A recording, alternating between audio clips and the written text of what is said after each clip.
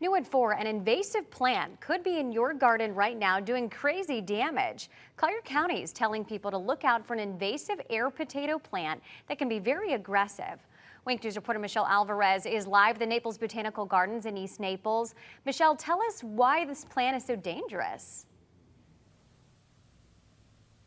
Yeah, Amanda, while the air potato does produce a species of yam, it is recommended to never eat it and can be toxic to humans. This vine is found all around Florida, and you can tear it right out of the ground if you're able to recognize it. If you live in Collier County, you may want to keep an eye out for this invasive air potato plant. It's a Category 1 invasive plant, and it actually climbs up trees. So you'll notice it like mixed in with other plantings. Eric Fote is the Natural Resources Director at the Naples Botanical Garden.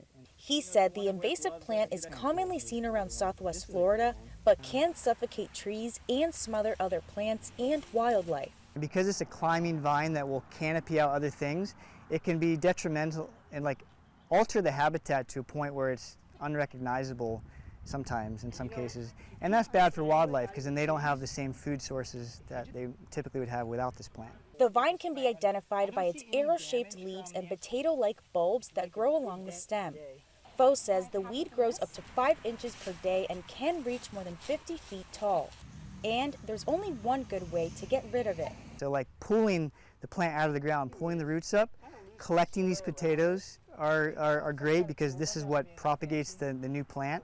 So getting a 5-gallon bucket, looking around your yard, picking them up, and throwing them in the trash.